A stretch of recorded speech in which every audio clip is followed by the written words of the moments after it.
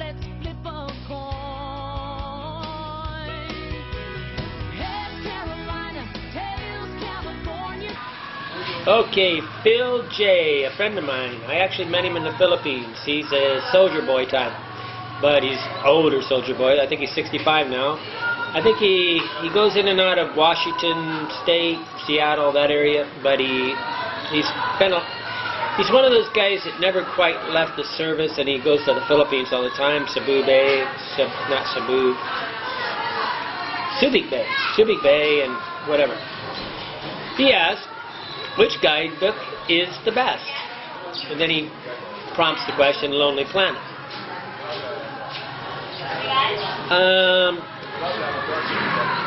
I talk about Lonely Planet because it was the easiest to buy while I was on the road.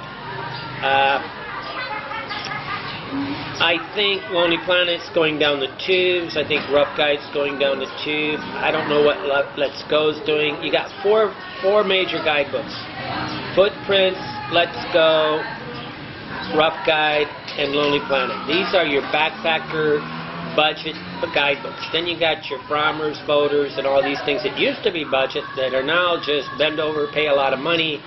Tourist guides, they're basically paid advertisements in a lot of ways. The whole thing's set up to promote a tourist vacation, while backpacking was more of a rites of passage thing. There's also Routard's French guidebook, and there's one German guidebook. And, you know, I sometimes think about jumping over to Routard. I think it's called Routard. A French one, because I can read French. But generally, I just stay with the Lonely Planet or Rough Guide or Footprints. I tried to read Footprints. The print was so small I couldn't see it. And getting off a bus, slamming the thing down, and trying to study a fine print guidebook is hard. Online, I see a guidebook that is in a tablet is almost worthless. I actually, you know, you can go download all the Lonely Planet things now for free. Steal them basically, print them out, but you really want paper. But what I told Philip to do, we're planning a trip to Europe. I don't know if it's going to happen or not, but I told him, go to the library, look through all the guidebooks for Europe, and try to get a meeting of the minds between you and the guidebook. I want him to key into a book that he liked, and I really, you know, but I really would pare it down to, there's only 4 or 5.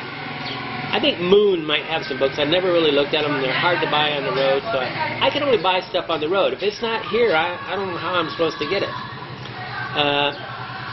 So Lonely Planets, sometimes at airports I can buy guidebooks, but you know, Lonely Planet, Footprints, Rough Guide, Moon, and Let's Go. Let's Go is some Harvard thing, I think, people, and I think it's a little flaky.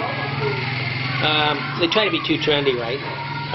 But Lonely Planet was the Bible.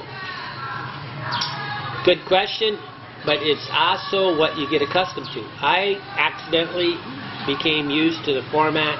See, Lonely Planet had things like, in each chapter, like, if you was looking at the list of hotels, it would say, popular with the backpackers. This meant I could go to that hotel, and there would be a huddle of backpackers that I could talk with and have fun.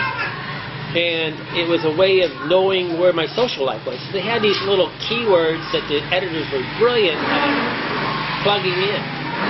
And a lot of the guidebooks want to act like I'm going to, it's part of a culture, okay? But the 2 big ones on my list, the 3,